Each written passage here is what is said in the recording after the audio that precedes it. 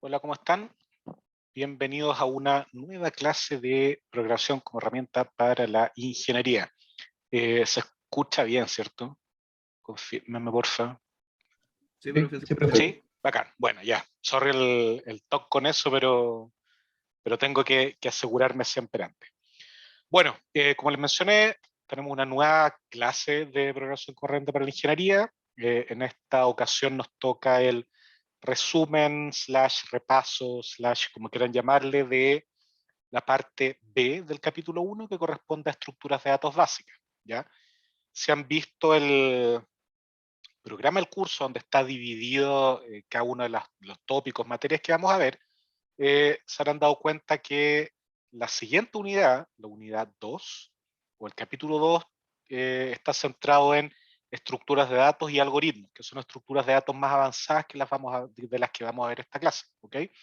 Entonces la idea de poner un poquitito de estructura de datos en este capítulo es para que se vayan soltando tanto con el foco que tiene la materia como con el tipo de ejercicios que uno ve en la parte de estructura de datos más avanzada. ¿Ok? Así que bueno, tal cual como para la semana anterior, la idea es que ustedes ya hayan llegado con la materia leída, ¿ya? Estas slides y esta clase son netamente un repaso, una consolidación, llamémosle como sea, cosa que ustedes reafirmen lo que saben o corrijan ciertos defectos en la comprensión o hagan preguntas, ¿ya? Así que no es una pasada completa de materia, ¿ok? Eso es importante. Antes de comenzar, ¿hay algún tipo de pregunta administrativa, materia, que pueda ser resuelta en un par de minutos? Porque si son cosas más largas lo podemos ver después o por mail, etcétera.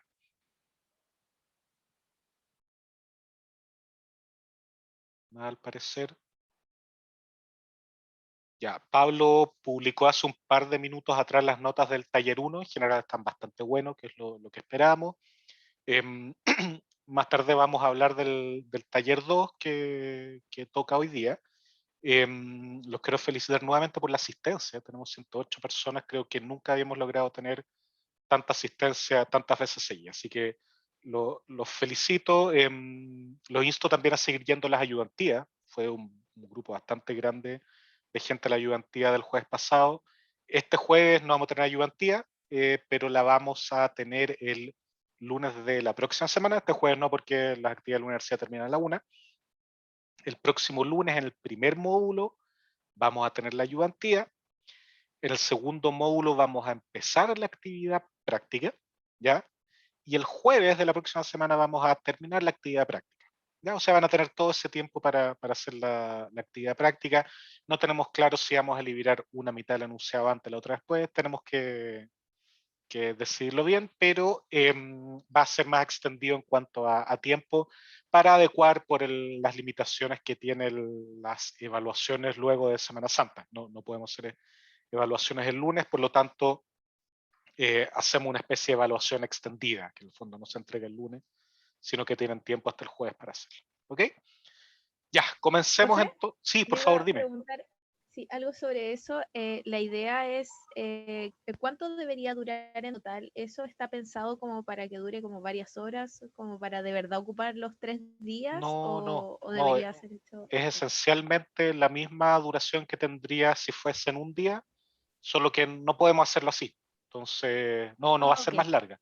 No, eso, Ya, porfa, gracias. quiero que lo tengan claro, que cuando nosotros damos más tiempo, por ejemplo, las actividades prácticas hasta las 6:30 para que entreguen, es por si tienen problemas. Siempre las evaluaciones van a estar pensadas en la franja horaria que va, ya, así que no se preocupen por eso. Ya, partamos entonces. Me gustaría partir con el concepto de tipo de dato o lo que son los tipos de datos, ¿ya? Porque eso encaja muy bien con lo que vimos la clase pasada de orientación a objeto y con lo que vamos a seguir viendo ahora de estructuras de datos, ¿ok? Entonces, esto es algo que ustedes debiesen tener quizá no 100% claro de intro, porque Python y el enfoque que toma intro como que quizá esconde un poco esto porque Python es muy fácil de ocupar, pero cada una de las variables que nosotros ocupamos en los lenguajes de programación, en particular en Python, tienen algún tipo de dato, ya alguna especificación de qué tipo de dato, qué formato de dato voy a almacenar yo ahí, ¿ya? En Python esto como que se esconde lo más posible, pero finalmente de una u otra manera, ya sea a través de los errores que nos tira la consola o a través de programas que no nos funcionan como quisiésemos, ¿ya? Nos damos cuenta que siempre por detrás de las variables hay un tipo de dato, ¿ya? En general, nosotros estamos acostumbrados a los tipos numéricos, ¿ya? Por ejemplo, los de tipo int, que son números enteros, o los de tipo float, que son números racionales, ¿ya? Y aquí un breve interludio, los computadores no son capaces de representar números reales, ¿ya? No pueden porque los números reales pueden tener extensión infinita en cuanto a precisión, los computadores no pueden hacer eso, por lo tanto nos quedamos netamente con un conjunto de números racionales, que es un subconjunto acotado, por decirlo, no acotado, no es la palabra correcta, pero en el fondo que uno los puede representar con una precisión acotada. ¿Ok? Así que para efectos prácticos, uno casi ni se da cuenta porque pueden tener tal nivel de precisión que nos da un poco lo mismo, pero es importante tenerlo claro. ¿Ya? Entonces, los típicos tipos numéricos que ocupamos son números enteros, números racionales, ya los int o los float. De nuevo, esto por, eh, por delante, digamos, lo que nos entrega Python como interfaz no nos damos cuenta, pero si es que nosotros guardamos un número en Python y la diferencia en una variable entre ponerle un punto luego el número o no poner el punto, o antes de la variable, depende como queramos, eso puede hacer la diferencia entre si se guarda como un número entero o como un número float, ¿ya? Y para el computador por detrás eso es muy importante, porque las operaciones o cómo se representan los enteros y los racionales en el computador mismo es distinto, ¿ya? Ahora, Python nos abstrae de todo esto, lo que es bastante cómodo. Tenemos también tipos de datos del tipo texto, que son los del tipo string o str en Python, y tipos lógicos, ya booleanos que le llamamos, que son los del tipo bool, ya. Por ejemplo, cuando uno hace una comparación en un if, el resultado de esa comparación es un tipo de dato, o sea, un dato de tipo bool, ya. Uno lo puede guardar, operar después, etc. ¿Ya? Y bueno, como cualquier dato, como cualquier tipo de dato, ¿ya? Uno tiene operadores para, valga la redundancia, operar sobre ellos. ¿Ya? Yo quiero modificarlos, quiero hacer cosas con ellos, quiero juntarlos. ¿Ya? Y para ints y floats estamos súper acostumbrados a tener suma, resta, producto, división entera, operación resto, exponenciación, etc. ¿Ya? Eso es lo típico. ¿Ok? Para las comparaciones, sin saberlo necesariamente que son cosas del tipo bool, estamos acostumbrados a tener menor, menor igual, mayor, mayor igual, distinto, etc. ¿Ya? Miguel pregunta qué es un tipo de datos bool, voy a retroceder acá. Viene de los tipos lógicos booleanos, de ahí viene bool, ¿ya? Que representa una variable booleana, ¿ya? Que es o 1 o 0, o en realidad correctamente es verdadero o falso, ¿ya? True o false en Python con mayúsculas, ¿ok? Y cada vez que nosotros hacemos una comparación, el resultado es un bool, o sea, algo es mayor que otra cosa, el resultado de eso es un verdadero o falso, ¿ok? Al menos así lo trata Python por detrás. Ahora, un detalle importante de los operadores es que si bien nosotros como humanos o más aún como ingenieros que nos forman en la parte aritmética rigurosa o cálculo riguroso al principio, estamos acostumbrados que los operadores vayan siempre asociados a números, ¿ya? Eh, Cuando uno programa los operadores pueden estar asociados a cualquier tipo de dato, no necesariamente estos, ¿ya? Sino que uno tiene que definirlos. Por ejemplo, algún tipo que yo creo tiene sentido la suma, ¿ya? Sumar dos clientes, ¿ya? Sumar dos, no sé, casas, etcétera. O dividir. Si tiene sentido eso, uno puede crear el operador suma y después poner casa 1 más casa 2 y da casa 3. Quizás fusiona las casas, las junta, hace una... Vaya a saber, ¿ya? Pero uno también puede definir eso, ¿ok? Y acá hay algo relevante que me adelanto un poco porque lo iba a mencionar más adelante, pero las clases que nosotros creamos, por ejemplo, la semana pasada, también son tipos de datos. ¿Ya? Son tipos de datos más complejos, no primitivos o básicos como estos numéricos, ¿ya? Sino que son tipos de datos complejos, ¿ok? Y como todo tipo de datos, uno puede definir operadores, ¿ok? Eso es usos más avanzados, pero eventualmente uno puede hacerlo, ¿ya? Por ejemplo, si yo tengo dos personas, ¿ya? Y yo quiero comparar esas dos personas, o quiero decir si son iguales, dependiendo de una aplicación podría ser la edad, otro podría ser, no sé, el sueldo, otro podría ser em, la cantidad de familiares que tiene, etcétera. Ya mayor, menor, etcétera. Uno puede definir esos operadores de manera explícita, lo que facilita mucho el desarrollo de los programas. ¿Ok? Entonces, dentro de los más operadores lógicos, uno tiene la negación, ¿ya? Uno tiene el AND, que es el I, o el OR, que es el O, ¿ya? Y eso se basa en lo que seguramente han visto en la universidad o incluso algunos en el colegio, de las tablas de verdad, ¿ya? Y esto es lo que nos lleva a hacer ifs más complejos, componerlos con, mira, si pasa esto o pasa esto otro, y además esto otro, uno le pone los paréntesis, etcétera, todo se hace a través de esto, ¿ok? De este tipo de tablas de verdad. Y finalmente para texto, uno tiene estos operadores como la concatenación, en que yo tengo un string más otro string y los pego, o la repetición, en que pongo el asterisco y la cantidad de veces que yo quiero repetir ese string una vez al lado de otro, ¿ok? Todos estos son operadores para estos tipos básicos, numéricos, textuales o lógicos, ¿ya? De nuevo, uno puede definir operadores Entonces, si para tipos más pongo avanzados. hola por 3, se va a aparecer hola, hola, hola. Perdón, no te escuché la pregunta, Miguel, se te cortó justo la primera parte. O sea, si pongo hola por 3, me va a salir como resultado hola, hola, hola. Exactamente, sí, sí, tal cual. Y uno puede hacerlo con varias cosas, por ejemplo, con un espacio vacío en una lista, ¿ya? Una lista que tenga capacidad 50 y todos los elementos son iguales, etcétera. Python tiene mucho de eso para facilitar las cosas. Ya, entonces, lo que le estaba mencionando, uno los operadores los puede definir para otros tipos de datos más complejos y no hay ningún problema. Estos son los que ya vienen como de paquete para los tipos de datos nativos. Y de hecho, la semana pasada, ustedes de manera indirecta crearon operadores para tipos de datos complejos. ¿Ya? Los métodos de las clases, ¿ya? Con que uno interactúa con los objetos, son operadores porque están tomando un dato, ¿ya? El objeto del cual estoy llamando, ¿ya? Y lo modifico o lo combino con otro ejemplo, o sea, con otro objeto. ¿Ya? Entonces, ustedes ya crearon operadores mediante métodos, una manera de crear operadores. Uno también puede crear operadores como estos mismos. Uno puede hacer más de dos objetos, etcétera, pero requiere ciertas operaciones especiales. ¿Ok? Ya. Esto es bastante básico lo que estoy repasando en el fondo para preparar para lo que viene después. Em, las funciones, ustedes debiesen ya estar familiarizados, nos permiten reutilizar partes de código tantas veces como queramos y generalizar la estructura. ¿Ya? O sea, yo tengo algo que sé que se va a repetir, una operación aritmética o algún procesamiento de algún tipo. Bueno, yo lo encapsulo en una función, en el caso de la orientación de objetos, en un método, ¿ya? Cosa de poder llamarlo cuando quiera.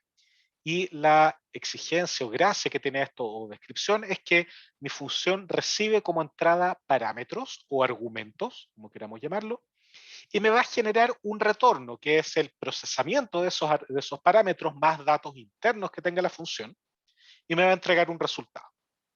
¿Ya? Ahora, si bien esta es la descripción genérica de una función, yo podría tener una función que no necesariamente retorna un valor. ¿Ya? Por ejemplo, si pensamos en un método, un método que sea pintar auto, ¿ya? Que no va a tener por qué retornarme un color o decirme sí, lo pinté, sino que va solamente tomar el color y pintar el auto de ese color, ¿ya? Entonces, en ese caso tenemos un método, que es una función, que no tiene valor de retorno. No hay ningún problema, no es una exigencia que tengan valor de retorno. De manera similar, yo podría tener una función que tampoco tiene parámetros de entrada, ¿ya? Yo podría tener una función que no recibe estos parámetros.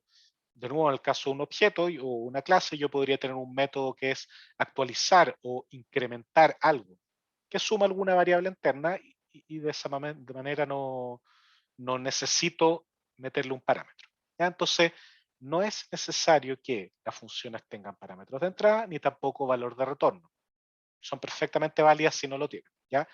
¿Por qué es importante esto? Porque en el tipo de ejercicios que van a enfrentar cuando hagan ejercicios, valga la redundancia, de estructuras de datos, les vamos a pedir explícitamente que hagan una función de tal tipo, que tenga ciertos parámetros de entrada y ciertos valores de retorno.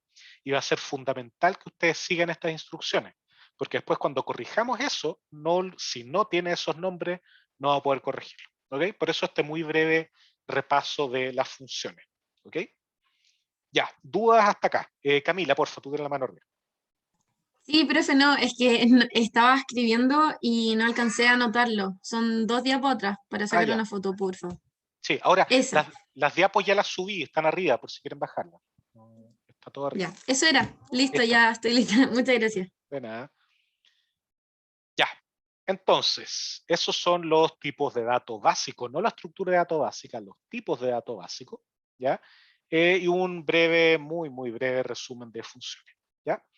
Ahora vamos a ir a las estructuras de datos, que es lo central de esta segunda parte del capítulo, ¿ya? ¿Y qué son las estructuras de datos? Son un tipo de dato especializado, ¿ya? O sea, partimos de que es un tipo de dato, ¿ya? Solo que ahora en particular es un tipo de dato especializado que está diseñado, ya las estructuras de datos están diseñadas para ya sea agrupar, almacenar o acceder a información de manera más eficiente que un tipo de dato básico, ¿ya? Eso es esencialmente una estructura de datos. Es una estructura, una clase podríamos llamarlo, podría ser una clase, ¿ya? Que está construida de tal manera que me permite hacer algo que si lo hubiera hecho con un tipo de dato básico hubiera sido mucho más complicado. ¿Ya? Voy a ir dando ejemplos a medida que avance. La estructura de datos que veremos en esta clase van a ser 3. Las listas, las tuplas, que son casi lo mismo que las listas, y los diccionarios. ¿Ya? Y ahí pongo las clases, ¿por qué? Porque las clases, si bien no las vamos a ver esta sesión, ¿ya? Ustedes ya crearon la clase pasada clases, ¿ya? Que era un tipo de dato especializado, por ejemplo, para manejar de manera más eficiente, más fácil, un auto o una bicicleta, ¿ya? ¿Por qué? Porque tenía métodos para pintar o para moverlo, etcétera. Que si ustedes no hubieran tenido eso, hubieran tenido que tener variables independientes, separadas, desperdigadas por cualquier lado, para cada uno de los autos. ¿Ya? O sea, ustedes hubieran tenido que declarar kilometraje auto 1, ¿ya? Kilometraje auto 2. En vez de eso, ustedes tienen una variable, un tipo de dato especializado que engloba la información de un auto o de una bicicleta, etcétera, ¿ya? Entonces las clases también son estructuras de datos, ¿ya? Ahora, ¿en qué se diferencian las clases de esta estructura de datos que vamos a ver acá? Que estas estructuras de datos que tenemos acá, en esta y la unidad que viene después, son más generales, ¿ya? Permiten manejar más tipos de datos. En cambio, las clases, por lo general, están limitadas al tipo de datos que uno está modelando. ¿Ok? Ahora, uno podría decir que yo voy a modelar las listas, las tuplas, los diccionarios con clases. De hecho, Python hace eso. Pero siempre con el objetivo de ser general y que estas estructuras de datos puedan ser ocupadas en otro tipo de programas o en todos los tipos de programas. ¿Okay? Entonces, bueno, partamos con las listas, que son, yo diría, el tipo de datos que ustedes por lejos, pero por lejos más van a ocupar en este ramo. ¿Ya? Estoy seguro que ya las ocuparon bastante en Intro a la Progre, ¿ya? Ahora, ¿qué son las listas? Son estructuras que guardan datos de forma ordenada, ¿ya? Nada más que eso, es una especie de vector, ¿ya? Con cierta cantidad de entradas o dimensiones, donde cada una es un dato distinto que yo le he ido agregando, ¿ya? Una lista. Y la gracia de estas listas es que son mutables o modificables, o sea que yo puedo agregar elementos. Por ejemplo, yo podría acá decir append 10, ¿ya? Eso significa agrega al final de la lista un nuevo elemento que tenga como valor 10. Y me va a generar esto, ¿ya? Que si se fijan, abajo del valor que yo tengo en la lista, que es 420, 1, 4, bla, bla, bla, tengo un número que va creciendo, que es el índice de la lista, ¿ya? Y ese índice me indica la posición en que está cierto elemento en la lista. Por lo tanto, yo podría pedirle a la lista que me entregue el elemento que está en la posición, no sé, 2. Y ahí me debiese entregar el 1, ¿ya? Entonces es importante no confundir la posición, el índice que yo estoy pidiendo a mi lista, con el valor que está almacenado, ¿ok? De hecho, las listas pueden almacenar cualquier cosa, ¿ya? Números, objetos, lo que sea, ¿ya? Da un poco lo mismo. Yo también podría, por ejemplo, borrar elementos de una lista. Yo podría decir pop 4, ¿ya? ¿Y eso qué va a hacer? Me va a eliminar el elemento que está en la posición 4, el índice 4. ¿Ya? Eso significa borrar ese 10 que estaba ahí. Yo tenía el 10, que está en la posición 4, lo saco, ¿ya? Y ahora actualizo mi lista, moviendo que ahora el índice 4 corresponde al 11, el 5 al 12, el 6 al 500, el 7 al 10. ¿Ok? Yo lo actualizo de esa manera. Ahora, la lista es muy sencilla de ocupar. Ustedes vamos a ver un mini ejemplo en la siguiente diapo. Ustedes lo tienen que haber practicado antes.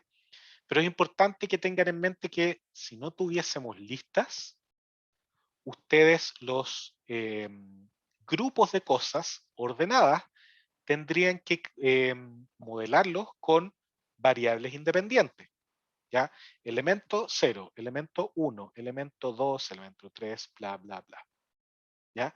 Las listas vienen a solucionar ese problema. ¿Cómo puedo yo almacenar datos de manera ordenada y de manera flexible que me permita agregar o quitar elementos de manera distinta? ¿Ok? Esas son las listas, importantes, son modificables, tengan siempre eso claro. ¿Ok? Ya, un ejemplo muy, muy simple de listas en Python. Por ejemplo, si yo quiero declarar una lista que tiene los elementos 3, 5, 63 y 23, lo hago de esta manera, digo L1, podría tomar cualquier nombre, igual a, entre corchetes, pongo los elementos. ¿Ya? O podría decir L2 igual a list, entre paréntesis. ¿Ya? Y eso es una lista vacía. O también yo podría haber declarado una lista vacía sin considerar, por ejemplo, estos elementos de acá. ¿Ya? Y hubiera puesto los dos corchetes vacíos. ¿Ok? Eso también podría haberse.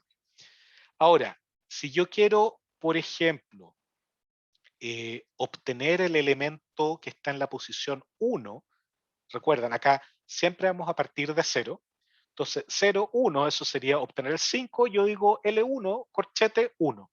Eso me va a entregar ese elemento. Si yo quiero agregar un elemento nuevo, por ejemplo, el valor 4, ¿ya? Yo voy a llegar y poner append 4, como el ejemplo que vimos recién.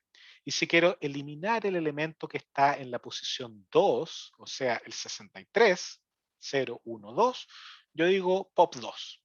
Y ahí lo voy a obtener. ¿Ok? Así, súper simple, súper directo. Las listas seguramente las van a ocupar para todo, pero tienen el problema de que si yo quiero encontrar algo en la lista, yo tengo que buscarlo. ¿Ya? Puede sonar medio perogrullo, ¿ya? O sea, obviamente que si quería encontrar algo tenéis que buscarlo. Bueno, el problema es que en las listas la manera de encontrar algo es buscar de manera secuencial, ¿ya?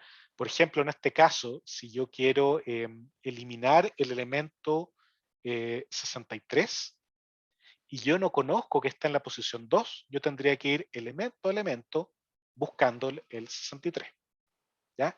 Y eso puede ser un problema que ustedes van a enfrentar de cierta manera hoy día con el taller. ¿Ok? Ya, dudas de las listas.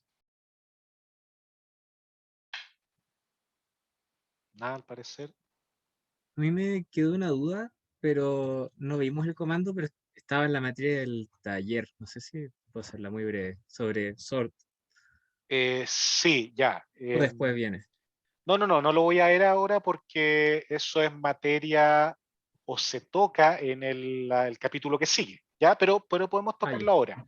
A ver, en ciencia de la computación los algoritmos de ordenamiento son un tremendo tema, ¿ya?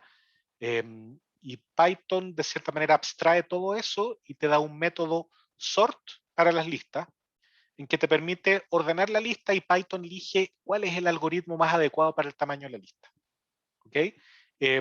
Entonces, si bien, y esto puede llevar a engaño, si bien en Python es solo un comando, oye, sort, listo, instantáneo, por detrás esos son varias decenas o más de instrucciones, ¿ya?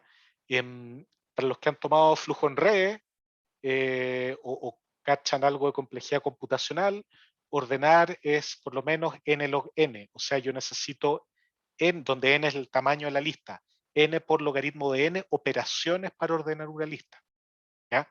Entonces, si bien yo podría pedirle a la lista con un get que te dé tal elemento, ¿ya? Por detrás, perdón, eso tiene que buscar, ¿ya? U ordenar llamando a sort, ¿ya? Entonces, no sé si por ese lado iba tu consulta, Ian, sobre qué era lo que hacía el sort o cómo funciona algo por el estilo. Claro, sí, iba como por ahí, porque era como para cuándo me podía servir. Claro, mira, Mm. cuando tú en realidad notas que debes ordenar una lista, ya hay muchos problemas en que uno requiere, que es el caso típico, ordenar una lista para que después la búsqueda en la lista sea más eficiente, ¿ya? En Python basta que llames sort porque el Python solo se va a encargar de elegir el algoritmo adecuado, pero está lleno de algoritmos de ordenamiento, casi que para cualquier caso mínimo, ¿ya? Así que es muy práctico tener este sort y pueden ocuparlo sin ningún problema, pero tengan siempre presente que es una instrucción que engloba muchas instrucciones, es una función que por detrás está escondiendo una funcionalidad que no es para nada trivial. ¿Ok? Perfecto, muchas gracias. De nada. Más consultas. Entonces, en el caso de que tuviéramos un computador muy malo, sería recomendable aprenderse muchos algoritmos de ordenamiento y como ordenar a mano. O sea, no a mano, pero uno escribiendo el algoritmo. Es discutible porque uno no sabe qué tan bien está implementado el algoritmo de Python por detrás, el de ordenamiento, ¿ya? Uno puede asumir tranquilamente que va a ser más eficiente que cualquier cosa que uno podría implementar, ¿ya? Porque está archiprobado, etc. Pero si es que uno sabe que está en un caso muy particular y sabe cuál es el algoritmo adecuado para ese caso, sería mejor utilizar programar uno el algoritmo con todas las optimizaciones posibles. Lo mismo que si uno está manejando listas muy, muy grandes, ¿ya? Con listas más pequeñas da un poco lo mismo, podemos ocupar el sort sin ningún tipo de complicación, sea rápido o lento el computador. Ya, no hay más consulta al parecer. Ya. Continuemos. Las tuplas se las van a enfrentar en todos lados, ¿ya? Son muy similares a las listas porque permiten manejar datos de forma ordenada, ¿ya? Igual, mira, yo creo una tupla que tiene un orden de los elementos y puede guardar cualquier tipo de elemento, ¿ya?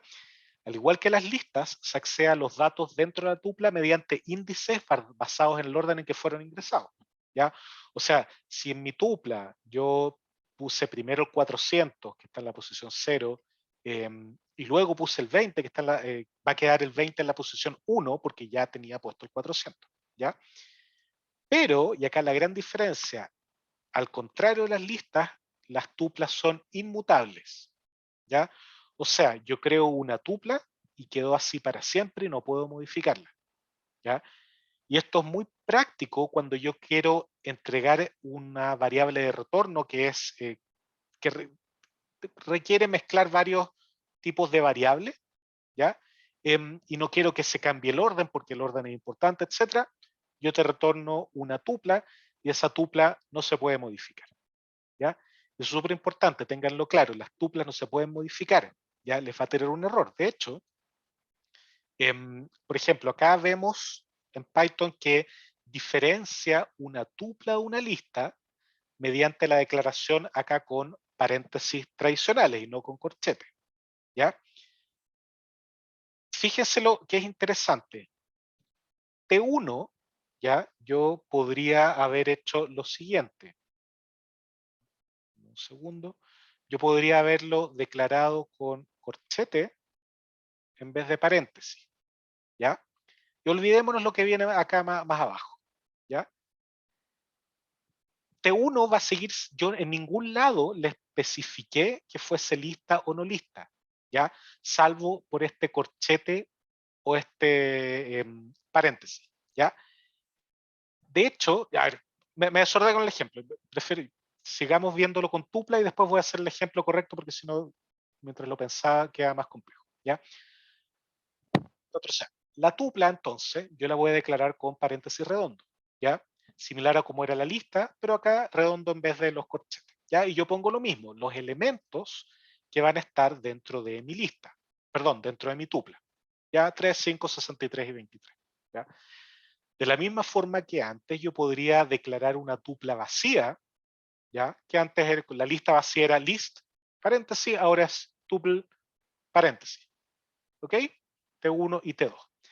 Si yo quiero acceder al elemento en la posición 1 de mi tupla 1, yo pongo T1, corchete 1. ¿Ya? Igual que la lista, es lo mismo. ¿Por qué? Porque el acceso a los elementos es igual. Lo que es distinto es la modificación de los elementos. Por lo tanto, si yo digo T1.append4, ¿ya? Esto me va a tirar un error. ¿Por qué? Porque T1 fue declarado como lista. ¿Y cómo sabe Python que fue declarado como lista? Y acá es lo que yo le quería hacer ejemplo hace un rato, porque acá yo le puse paréntesis y no corchete. Es la única diferencia. Y de esa forma Python sabe cuál es el tipo de dato de T1. ¿Ya? ¿Importa en este caso particular el tipo de dato, si es tupla o lista, para acceder a los elementos? No, me da lo mismo. Pero si yo quiero modificar la tupla, dado que es algo que no se puede, yo necesito la información de qué tipo de dato es. Y eso me lo entrega, yo se lo entrego a Python, no me lo entrego no Python a mí, sino yo a él, mediante los paréntesis acá. Por lo tanto, si yo quiero agregar un elemento, no puedo, me va a tirar error. Y si yo quiero quitar un elemento, ya tampoco puedo, me va a tirar un error. ¿Ok? Entonces, es súper importante, cuando armen tuplas, estén siempre conscientes de que no se pueden modificar. ¿Ok? Son súper prácticas, pero tienen esta, entre comillas, limitación. ¿Ya? De esa manera se aseguren que eso no se modifique. ¿Ok? Ya. ¿Profe? ¿Dudas de esto? Sí, Alexandra, dime. Es que cuando uno, por ejemplo, yo tengo una función, ¿el return siempre es tupla o no siempre es tupla? Va a depender, eso es un poquitito más complejo. Nos vamos a meter más adelante eventualmente en el curso. Python nos protege bastante, pero el tema es que si tú inventas una variable dentro de una función y retornas eso, te puede generar un error porque la variable vive solo dentro de la función. Ah, ¿Ya? perfecto. Ya, Pero sí, sí. y eso les puede generar problemas. Entonces, ¿qué es lo que pasa? Que por detrás Python la mayoría de las veces lo que retorna es una copia de lo que tú entregaste. Entonces, por ejemplo, si tú haces un return de una tupla, lo que va a hacer es copiar la tupla y retornarla. Casi siempre va a ser lo mismo con una lista. Va a agarrar la lista, va a copiar los elementos y los va a retornar. Ahora, uno, por ABC motivos, podría querer que lo que retorne es como la misma estructura y ahí se puede generar problemas. ¿Ya? Pero para todos los efectos tú puedes retornar lo que quieras, tupla, lista, etcétera, ¿ya? Porque Python se va a encargar de copiarlo y no vas a tener problemas, así que no estás limitada solo a tuplas. Ya, profe, gracias. De nada. Ya, no, a ver, Isaac dice, ¿y no se puede transformar una tupla en lista o habría que copiarla en una lista nueva? Súper buena pregunta. En general, Python es ultra flexible con esto, y bastaría que ustedes pongan, por ejemplo, L1, perdonen la letra, L1 va a ser igual a, voy a enchufar mejor la tablet para escribir, para que funcione mejor. Ahí está. Entonces voy a poner acá L1 va a ser igual a list y le voy a poner T1. ¿Ya? me estoy tirando un pequeño carril, porque yo sé cómo funciona Python y en general eso debe ser funcional, funciona con otra estructura. No estoy 100% seguro si funciona acá, pero estoy casi seguro que si yo hago eso, me va a transformar la tupla 1 en una lista que se va a llamar L1. ¿Ya? Y en general, cuando veamos otro tipo de datos, diccionarios, que vamos a ver a continuación, o conjuntos que vienen la próxima semana, va a pasar lo mismo. Si yo le pongo list y el objeto o la variable, me lo va a transformar en una lista. Esto, cuando yo transformo de un tipo de dato a otro, se llama en programación casting. ¿Ya? Entonces, cuando ustedes de repente vean un error que dice wrong casting o algo por el estilo, es porque hay un tipo de dato que nosotros estamos tratando de transformar en otro tipo de dato y que no se puede hacer directamente. ¿Ok? Python maneja la mayoría de los casos, pero hay algunos que son más complicados. ¿Ok? Gaspar, perdón, pregunta, ¿en qué caso convendría usar tuplas en vez de listas? ¿Ya? En general es cuando tú quieres retornar algo que sabes que no tiene que cambiar. ¿Ya? En que tú quieres forzar que esto no cambie, ¿ok? Porque no querís nomás que no cambie, o porque si eso llega a cambiar, puede generar un error, ¿ya? Entonces, de esa manera tú te aseguras. Ahora, uno podría decir, pucha, yo voy a respetar esto y no lo voy a modificar, bueno, ocupo una lista en ese caso, ¿ya? Y ahí no debería haber problema. Pablo da un súper buen ejemplo también en el chat que va a venir ahora con los diccionarios, que como ocupan llave valor, las llaves no pueden modificarse, tú esperas que sean tuplas. ¿Ok? Ya, más consultas. Nada al parecer. Ya. Vamos a lo último que son los diccionarios. Ya los diccionarios a veces los pasan en intro, otras veces no, más de alguno quizá lo conoce, pero son una estructura ultra conveniente. ¿Ya? Tan conveniente que muchas veces uno termina ocupando diccionarios para todo cuando no es la estructura más adecuada. ¿Ya? Me quedó una duda acá, dice, ¿uno al extraer un valor de la tupla puede trabajar con él? Sí, no hay ningún problema. Lo que tú vas a hacer ahí es como copiar el valor. Voy a retroceder un poco. Acá, por ejemplo, cuando dices T1 corchete 1, eso te va a retornar un 5. Tú podrías decir var igual a T1, 1. Y ahora var va a valer 5. ¿Ya? Entonces ahí podéis manejarlo como queráis, etc. ¿Ya? Ahora, el hacer eso no modificó la tupla. ¿Ya? Solo copiaste el valor tú para trabajar. Así que puedes trabajarlo como quieras en realidad. De hecho, uno podría, después esto, tú podrías hacer algo como lo siguiente. Por ejemplo, si tienes una lista, dices L1 punto append T1 corchete 0. ¿Ya? Estás metiendo en una lista el primer elemento de la tupla 1. Ahí uno puede hacer realmente lo que quiera. Ya, entonces pasemos a los diccionarios. ¿Cuál es la gracia de los diccionarios? Es casi lo mismo que dice el nombre. ¿Ya? Acá lo voy a abstraer un poco, permiten almacenar datos basados en una asociación de pares de elementos, ¿ya? A través de una relación llave-valor. ¿Qué significa esto? Que si yo tengo cosas identificadas con una llave, ¿ya? Por ejemplo, en Chile al menos, persona. ¿Cuál sería la llave o el identificador de una persona? Que es medio terrible, pero en Chile al menos así, el root, ¿ya?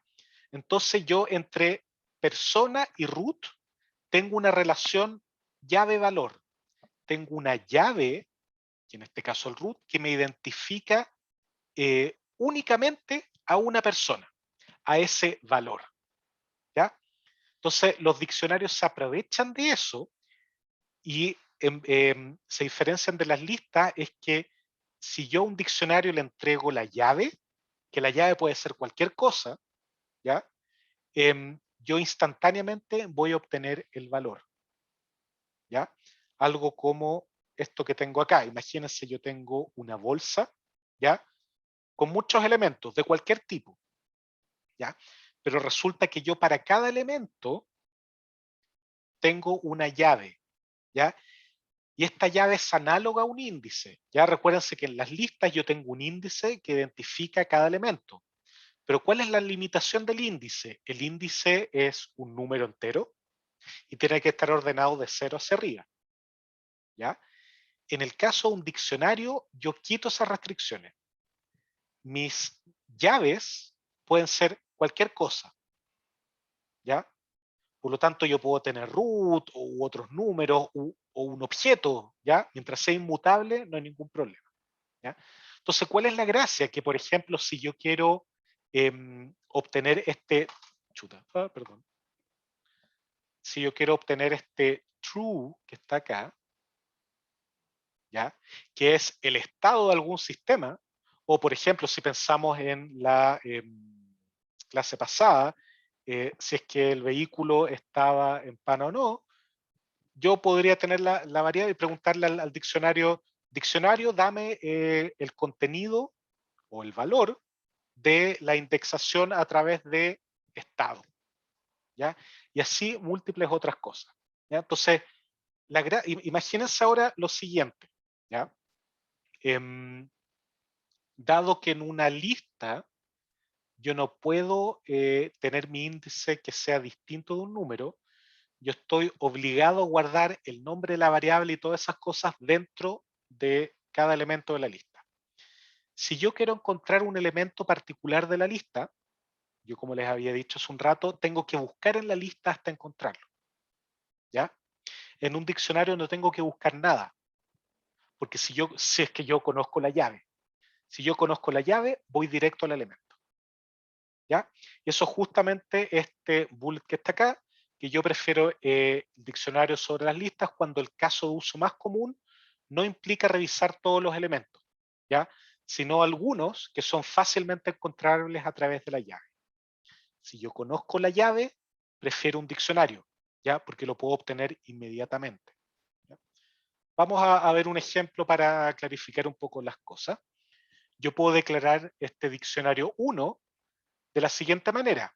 Abro con estas llaves, ¿ya? Fíjense acá es distinto a lo que teníamos antes. Acá yo pongo llave y para cada par llave valor que yo quiero guardar, ¿ya? Hago lo siguiente. Pongo la llave, que en este caso un string, luego pongo 2 puntos y de ahí pongo el valor, que en este caso es un string, ¿ya? Pero por ejemplo en este caso acá, mi llave es edad, que es un string, pero mi valor es el 63, que es un número. ¿Ya? Entonces yo puedo guardar cualquier cosa. Y de esta manera, yo ya creé una estructura donde para la llave nom el valor es yen y para la llave edad el valor es 63. ¿Ya? Yo también podría llegar y decir D2 igual dict, que es un diccionario vacío. O podría haberlo declarado de esta manera, ¿ya? Con las llaves vacías entre medio. Ahora, eso tiene el problema que puede confundirse con un set, que es una estructura de datos que vamos a ver la próxima semana, así que muchas veces uno prefiere inmediatamente hacer dict. ¿Ok? Voy al tiro a contestar la pregunta de Ismael. Y acá viene la principal diferencia con las listas. Si esto fuese una lista, acá esto me tiraría un error. Me diría, nom no es un número entero. ¿Ya? Como es un diccionario, yo puedo ponerle como índice llave, en este caso nom, y esto me va a retornar yen, ¿ya? Y no lo va a buscar, sino que va a ir directamente. Ya les voy a explicar cómo lo hace, ¿ya? Yo podría, por ejemplo, querer actualizar el valor asociado a la llave año. Y en ese caso pongo de 1.update, que llave año, y le pongo el nuevo valor, ¿ya? Pero eso me va a tirar un error, ¿ya? ¿Por qué podría ser?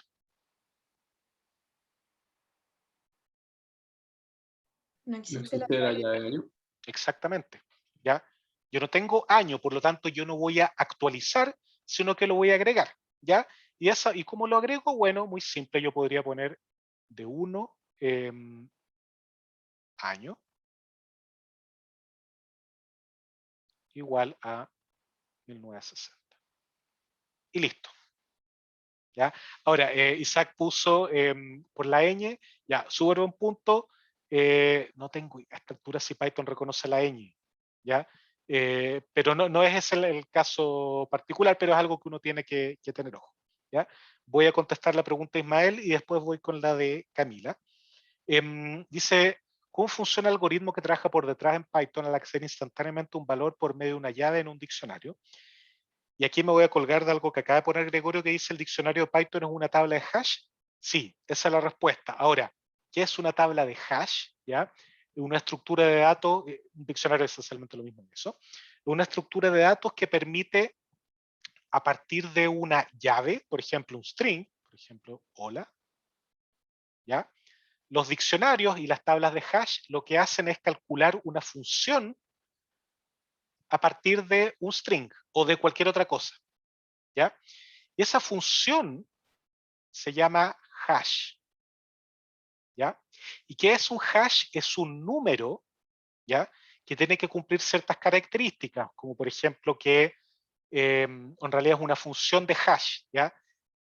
La idea de esto, no quiero en más detalle, es que para valores similares de entrada, por ejemplo, yo digo hola y acá digo holo, el hash tiene que ser muy, muy distinto. ¿Ya? Completamente, muy, muy distinto. Eso sí, ¿y cuál es la gracia después? Que ese hash va a actuar como un índice. ¿Ya? Entonces yo digo, dame lo que está en nom. ¿Ya? Entonces, ¿qué hace por detrás el diccionario?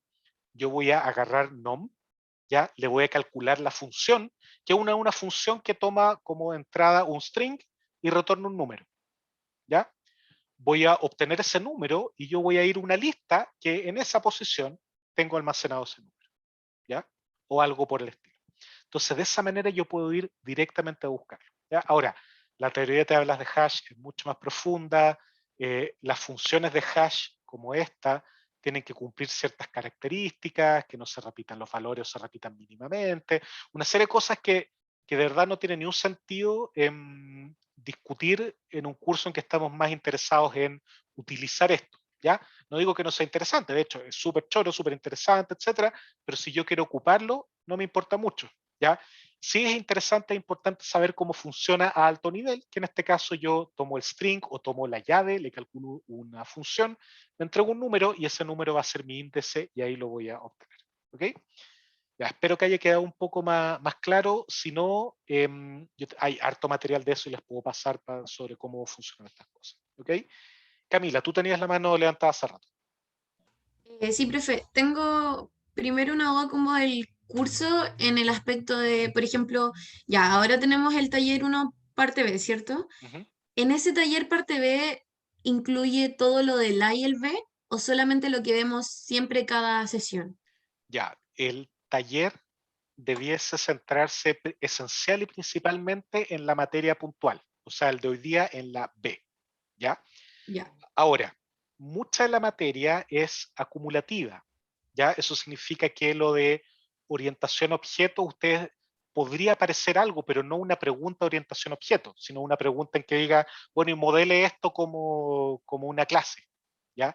ya, Pero no con el énfasis de eso, ¿ya? Es muy similar a no sé, en cálculo, en que después cuando yo integrales tengo que saber derivar, es un poquitito lo mismo. Pero de nuevo, nunca les vamos a preguntar algo centrado en la parte A cuando tengamos el taller de la parte B. No vamos a buscar ya. eso. Y lo otro, ¿en qué situación yo utilizo los diccionarios? O sea, porque me queda claro con lo de las listas y las tublas, porque eso lo vimos en intro del programa. Ujú. Pero lo de los diccionarios nunca me he encontrado como en una situación donde puedo utilizarlo. ¿En qué parte, por ejemplo, cómo sería un ejercicio que me pidiera utilizar diccionario? Ya, perfecto. Van a tener ahora en el taller, van a tener de eso y cosa que vean las ventajas y desventajas, pero uno muy directo podría ser el siguiente. Tú tienes una serie de clientes almacenados donde los identificas por el root, ¿ya? Entonces, la opción directa sería tú tener una lista donde cada objeto de la clase cliente está almacenado en una posición de la lista, ¿ya? Ahí yo te podría decir, oye, mira, quiero que busques al cliente con tal root y le agregues más puntos porque acaba de hacer una compra. Y en ese caso, ¿qué es lo que tienes que hacer tú? Es buscar uno a uno en la lista a ese cliente, encontrar el root y le actualizas sus puntos, ¿ya? Si tienes millones de clientes, eso puede ser terrible, ¿ya? En el caso de una tabla, perdón, no la tabla hash, en un diccionario, como tú tienes el root, y si tú en ese diccionario ocupaste el root como llave, tú dices diccionario, dame el cliente que tiene esta llave. Y el diccionario por detrás no va a buscarlo, sino que va a calcular esta función de hash que les mencioné acá, va a ir a la posición donde debe estar almacenado esto y lo va a extraer, ¿ya? Entonces, no hay búsqueda, sino que es acceso directo. De cierta manera, los diccionarios son como una generalización de las listas cuando tu índice es algo general y no solo un número entero. Perdón, un número natural. Ya, perfecto. Entonces no importa el orden. O sea, si yo hubiese puesto, por ejemplo, edad 2.63, nom 2.gen, da exactamente lo mismo, ¿cierto? Exacto. No, acá no hay orden, no hay ningún Ya. tipo de orden. Y de hecho, cuando tú le pides a Python que te entregue todos los elementos de un diccionario, Python lo tira en algún orden. No hay ninguno explícito. Ya, perfecto. Muchas gracias. De nada. Ya, voy a ir con las dudas que estaban en el chat. María pregunta, ¿puede explicar un poco lo que es un default dict? El default dict es un diccionario que tiene un valor por defecto, ¿ya? ¿Qué significa eso? Que cuando yo le pregunto por alguna llave y no hay nada, te retorna ese valor por defecto, ¿ya? Es una generalización o una mejora, si queremos llamarlo, del diccionario, ¿ya? ¿Cuándo se ocupa? Cuando tú sabes que vas a tener muchas consultas al diccionario que están vacías, ¿ya? Y tú quieres que te retorne algo cada vez que ocurra eso, ¿ya? En particular yo no lo ocupo casi nunca, pero son una variación de los diccionarios, ¿ok? Catalina pregunta, ¿puede explicar después los asteriscos args y los quarks? Ya, a ver, los args y los quarks. Esto va a ir quedando más claro en el curso a medida que lo utilicen, ¿ya? Pero en esencia, la idea es la siguiente. Tú a veces quieres entregar una cantidad no previamente definida de parámetros a una función. Dicho de otra forma, tú tienes una función que tú no sabes si va a tomar 1, 10, 25 parámetros, no tienes idea, ¿ya? Y tú no querís pedirle como una lista, ¿ya? Entonces, ¿qué es lo que haces? Tú lo declaras como que fuese asterisco args. Si los parámetros que te van a entregar son no previamente acotados y están ordenados, ¿ya? O con doble asterisco Q, W args, cuando lo que te van a entregar es como una especie de bolsa de parámetros donde tú lo puedes acceder a partir de una llave, ¿ya? Es análogo a decir que los parámetros que te van a venir para esta función son una lista, ¿ya? Pero tú no quieres recibirlos en una lista, ¿ok? Sino que los quieres recibir uno a uno. Pero como tú no sabes cuántos van a ser, lo haces con el asterisco args y después, si tú sabes que lo que vas a recibir va a estar indexado por una llave, ¿ya? Pero no quieres que sea un diccionario, sino que sea la indexación, ¿ya? Tú lo haces con asterisco, asterisco, quarks, ¿ya? Sinceramente creo que la manera más fácil de entender esto es metiendo las manos y embarrándolas, ¿ya? Y ahí pueden ocupar los ejemplos que están en el sitio del curso, ¿ya? Pero esencialmente es para el caso en que yo tengo funciones para los cuales la cantidad de parámetros no puede acotarse previamente, ¿ya? Perdón, ¿ya? Ese es el caso. Ahí César agregó un link que debiese ser bastante útil. Muchas gracias. A ver, Benja pregunta... ay, perdón. ¿Qué están preguntando el chat? No, perdón. Matías dice, profe, ¿se puede llamar al revés?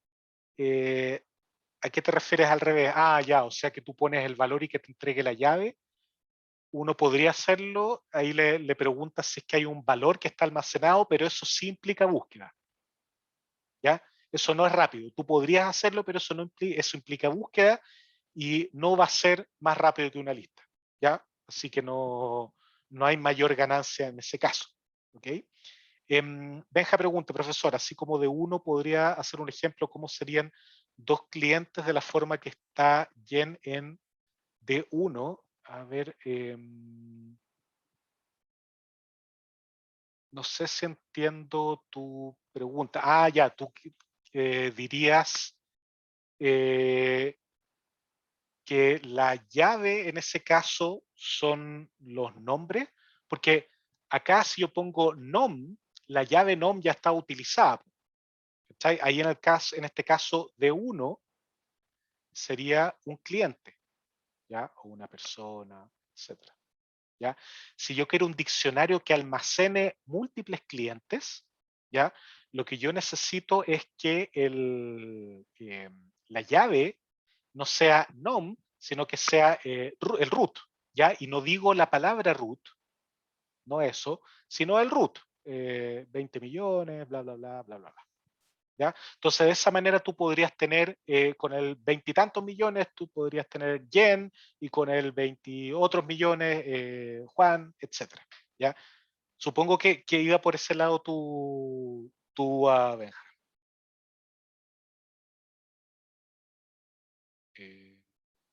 Ya, voy a seguir respondiendo preguntas por el momento. No, no implicaría búsqueda, que ahí Benja pregunta si eso implicaría búsqueda, porque tú tienes el root. Si tú no tienes el root, estás fregado. Claro, ahí tienes que buscar, nada que decir. Pero si tienes el root, es llegar e indicar. Ahora, si tú quieres buscar por nombre y el nombre no es una llave, también tienes que buscar. ¿Ya? No hay nada que hacer en ese caso. Cuando te saltas la búsqueda es cuando tienes una llave y conoces la llave. Si no la conoces, ahí también está ahí fregado. ¿Ya? A ver. Manuel pregunta, ¿cuándo sirve el update? Cuando la llave ya existe. O sea, si tú hubieras puesto de 1.update nom y le pones Juan en vez de Yen, eso debiese funcionar sin problema. ¿Ok? César, no, perdón. Isaac pregunta, ¿la manera en que se agrega un dato a diccionario es como está en rojo bajo el cuadro? Sí, esto de acá. Chuta. Esa es una manera de agregar al diccionario. ¿Ya? Cuando tú estás creando así la llave, si no me equivoco, uno también puede ocupar el método add. Aquí quizás estoy equivocado, pero creo que también puedes tomar el add y agregarlo. ¿Ok? César ahí puso el link. Gregorio pregunta, AGS y Quark son keywords de Python, no son nombres de ejemplo. Son nombres de ejemplo, tú podrías ocupar cualquiera. Lo que ahí es importante es poner un asterisco o dos asteriscos. ¿Ok? Da absolutamente lo mismo. Tomás pregunta, ¿uno puede guardar una lista bajo una llave en el diccionario? Totalmente. Tú puedes guardar lo que sea. ¿Ya? O sea, lo que tú vas a guardar relacionado con una llave es un objeto cualquiera, puede ser un tipo de dato básico, un tipo de dato complejo, podría ser otro diccionario dentro del diccionario. Ahí es lo que tú quitas. ¿Ok? Ahí Pablo respondió. Vicente dice, si uso un default dict, también estoy creando un diccionario con el mismo nombre. No entendía. Default dict es un tipo de dato, tal cual, aquí voy a borrar un poco, tal cual como acá yo puse dict, ¿ya? Y se llama D2, tú podrías haber puesto D3 igual a un default dict, ¿ya? El nombre no está asociado. Mi pregunta apunta que si yo creo un default dict para aquellos datos que no están registrados en el diccionario, ¿cómo los mezclo con el diccionario que estoy usando realmente? Porque al final el default dict es como un diccionario aparte, ¿no? Es que el default dict es un diccionario que tiene la gracia que te retorna valores por defecto cuando un elemento no existe, ¿ya? Pero fuera de eso, un diccionario tal cual, es solo un diccionario que tiene esta funcionalidad extra, ¿ya? No tienes que mezclarlo con otro diccionario, ¿ya? Es una estructura totalmente autocontenida, ¿ya? Pero en el caso que yo haga una consulta a un diccionario y no es un default dict, me va a tirar un error. Eso es cómo lo utilizo. No, el único momento en que el default dict, perdón, el diccionario te tira un error es cuando acá le estás diciendo actualiza una llave que no existe, ¿ya? Tú le podrías preguntar al default dict si una llave existe, y eso no te va a tirar un error. ¿Ya? Entonces, no confundir. Acá lo que te tira el error es porque estás tratando de actualizar algo que no existe. ¿Ya? Tú sí puedes decirle al diccionario, oye, existe esto, que es lo que uno debió haber hecho antes de llamar al update. ¿Ya? Y en ese caso no tendrías problema. Así que tú puedes ocupar, no es que el default dict te sirve cuando vayas a hacer consulta, no, los dos sirven para hacer consulta. El default dict te entrega siempre un valor de retorno, puede ser el valor por defecto, si es que la llave no está presente. El diccionario tradicional te indica, oye, yo no tengo esta llave. ¿Ok? A ver, respuestas. Juan pregunta, Pablo le respondió. Alexandra pregunta, ¿puede explicar qué significa cuando está el quarks en super? Ya, eso significa que el super, ya, o eso quiere decir el init de la clase padre, recibe un diccionario como entrada. ¿Ya? O valores de entrada que están indexados por una llave. Entonces yo de esa manera le agrego eso. ¿Ya?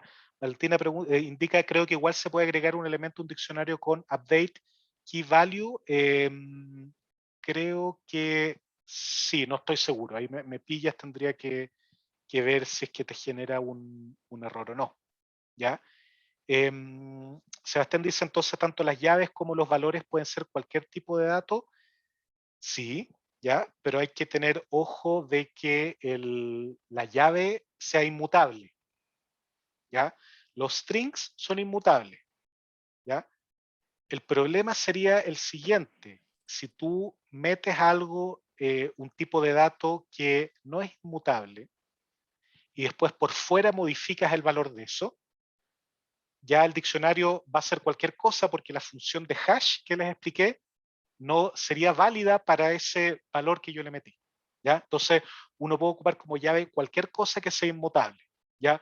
Un número entero es inmutable, sí, porque lo que yo tomo es un valor. ¿Ok? Ya, Camila, porfa, dale tú.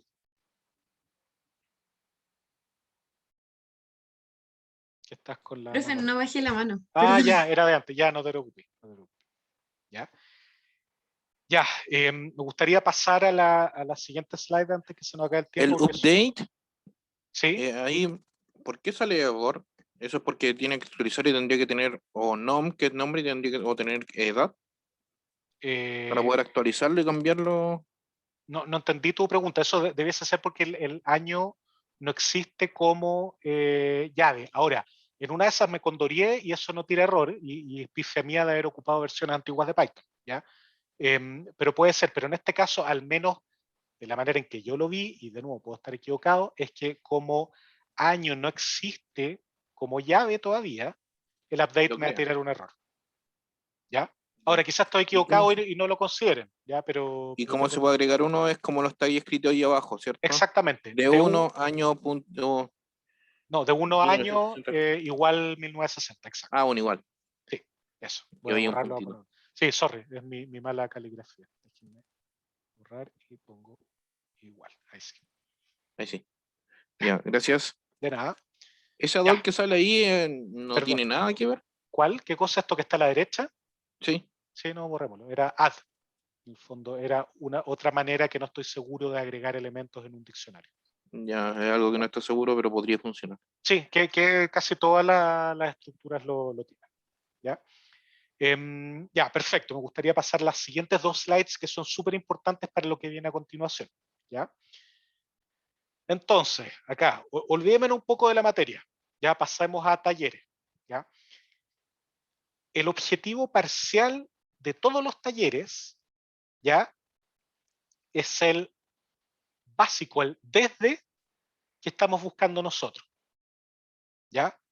O sea, si alguien se saca un 7 en el taller, los que sacaron un 7 en el taller pasado que ya tienen la nota, esto no implica ni de cerca necesariamente que están listos con el estudio de esa parte. ¿Ya? Lo que nosotros buscamos con el taller, con el avance parcial, es que muestren que estuvieron trabajando en clases, que al menos se sentaron, hicieron algo y tienen un conocimiento mínimo que nosotros esperamos. ¿Ya?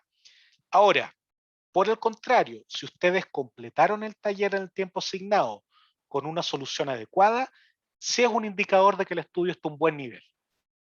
¿Ya? Un 7 en el taller no significa que estén listos con esa materia.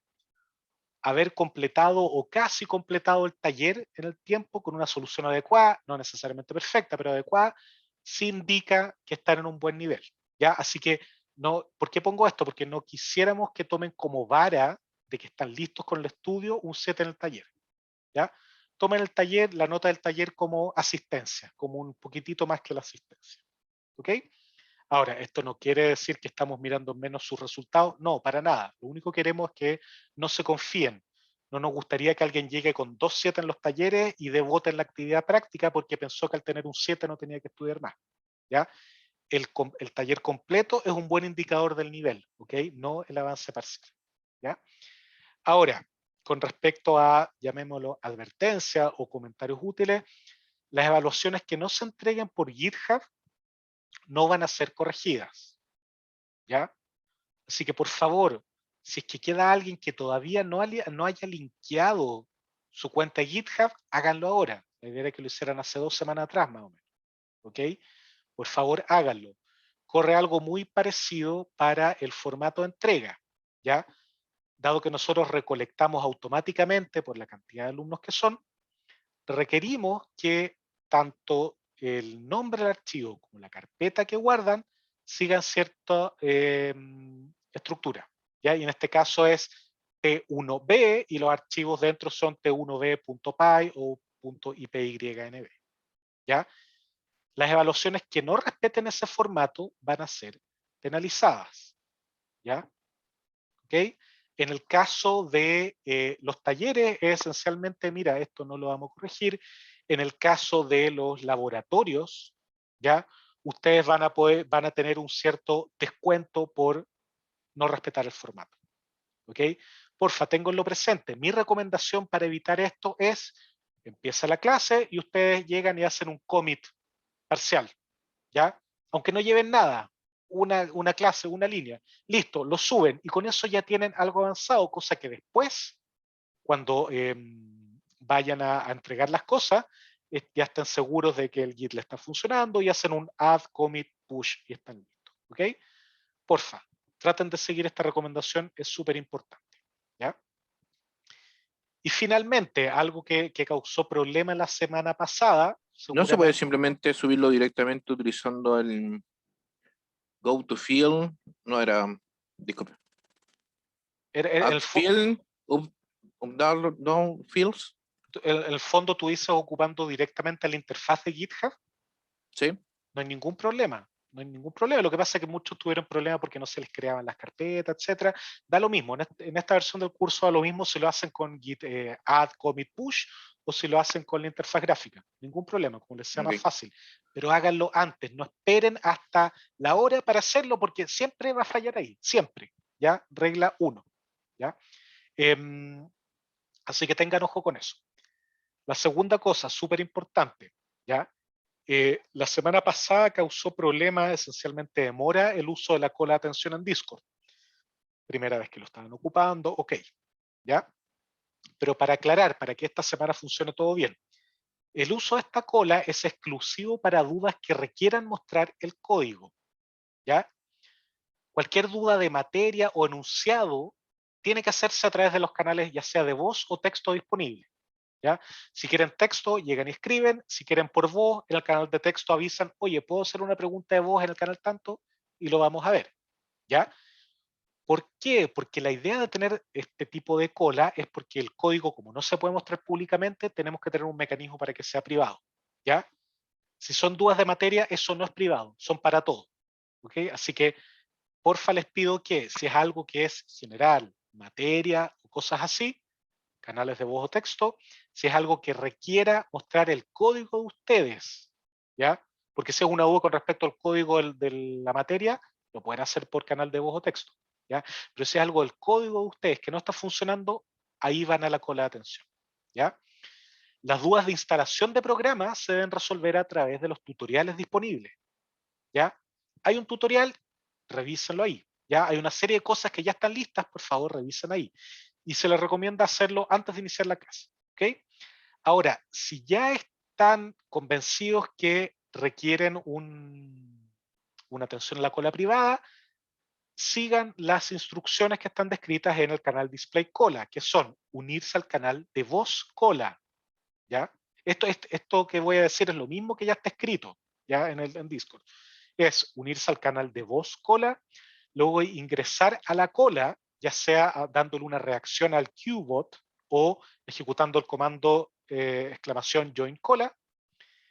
Esperan a su atención sin salirse del canal de voz. Esperan ahí, ¿ya? Los van a atender y una vez que los atienden, tienen que salirse al canal de atención privada el que tenían, ya el que lo estaban atendiendo, ¿ya? Y ahora, algo importante, el límite de tiempo de atención por alumno es de 10 minutos, ¿ya? No el tiempo que estén esperando en la cola, sino que cuando los empiezan a atender, el límite es 10 minutos. Si ha pasado 10 minutos, lamentablemente tenemos que sacarlos, pueden volver a meterse a la cola, no hay ningún problema, pero tenemos que darle paso al siguiente alumno, ¿ya? Porque ustedes no pueden, imagínense en clase, agarrar al profesor y decirle no, voy a estar con el profesor o con el ayudante y nadie más puede verlo, ¿ya? Así que vamos a implantar esa regla de esta clase y debe andar bien. Así que mi recomendación, piensen bien si es algo de atención privada o no, y si lo es, sigan bien las instrucciones de la cola. Eso es fundamental y estoy seguro que va a funcionar muy bien esta clase. ¿Ok? Camilo dice, ¿pueden mutear a todos en un canal para la gente que se queda con el mic abierto? Ya. Yo lo que hago es lo siguiente, a las personas que se quedan con el mic abierto, yo les escribo por interno, porfa, apaga tu micrófono, si a los 5 minutos no hay respuesta, yo muteo a esa persona para todo el canal. ¿Ya? Y esa persona, y le escribo por interno, oye, te muteé, significa que no vamos a poder escucharte, si quieres volver, tienes que avisarme por acá por interno y yo lo desmuteo. ¿Ok? Así que de esa manera lo estoy haciendo yo, no es lo ideal, de ninguna manera, me gustaría quizá mutear y que después ustedes se pueden mutear solo, pero Discord funciona de esa forma. ¿Ya? Así que, porfa, lo ideal es que se fijen que no tengan el micrófono abierto a menos que quieran hablar, o por ejemplo, si es que el micrófono que ocupan tiene botón de apagado o prendido, claro, no hay problema que estén en Discord desmuteados, pero no queremos que se esté escuchando lo que ustedes están hablando, ¿ya? Uno por concentración y otro porque es preferible no soplar de esa manera, ¿ya? En este curso no ha pasado, pero en otros se ha pillado a gente spoileando tareas o cosas así por micrófono abierto. No tiene por qué pasar acá, no es la idea, sobre todo en un taller. Así que, porfa, tengan presente eso, ¿ya? Eso, porfa, a la gente que me está escribiendo por mensaje directo, como ahora yo voy a cerrar la sesión para que tengamos un recreo de 10 minutos, después pasemos a Discord, porfa mándenme un mail para verlo, ¿ya?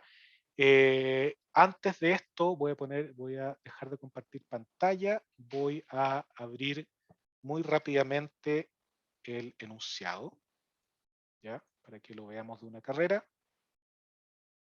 Denme un segundo, acá. ¿Ya? Esto lo voy a subir casi instantáneamente, ahí están las reglas, etcétera. Este taller tiene 2 ejercicios, ¿ya? El primer ejercicio es un ejercicio completamente guiado, que nosotros le decimos paso a paso qué es lo que tienen que hacer, y ese va a ser el avance parcial, ¿ya? El segundo ejercicio es un ejercicio planteado, ¿ya? Que lo vamos a resolver también en la ayudantía, no de este jueves, sino el jueves que viene después, pero podemos dejarle la solución subida por si quieren verlo, etcétera, ¿ya? Entonces me voy a centrar aquí rápidamente los 2 minutos que nos quedan en el ejercicio 1, que es conteo de ocurrencias, que es utilizando estructuras de datos, ¿ya?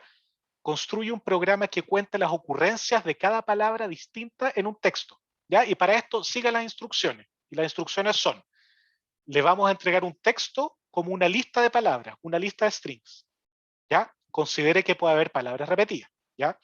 Luego van a tener que crear un diccionario vacío donde voy a almacenar pares llave valor, donde la llave será la palabra y el valor la cantidad de veces que ha aparecido la palabra. Después van a tener que iterar sobre la lista de palabras, ¿ya? Verificando para cada una de estas si ya está o no en el diccionario. Si no lo está, crean un par llave-valor para la palabra poniendo el valor en 0. ¿Ya? Si la palabra ya está almacenada en el diccionario, incrementan el valor en 1. ¿Ya? Y una vez que concluye el proceso, van a obtener todos los ítems del diccionario, todos los pares llave-valor, y los van a tener que transformar en una lista de tuplas. ¿Ya? Y todo esto lo van a empaquetar en una función que recibe como argumento una lista de palabras y que retorna una lista de tuplas, como en el ejemplo que está acá. ¿Ya? Entonces, al finalizar este taller, ustedes ¿qué deberían tener? Una función llamada calcular ocurrencias, que recibe una lista de palabras, ¿ya? Porfa, hay alguien con el micrófono encendido, y va a retornar una lista de tuplas. ¿Ya? ¿Qué formato tienen esas tuplas? Esta que está acá, donde imprimo la salida, avión, que apareció 2 veces, perro, que apareció una, gato 2 veces y edificio una. ¿Ya?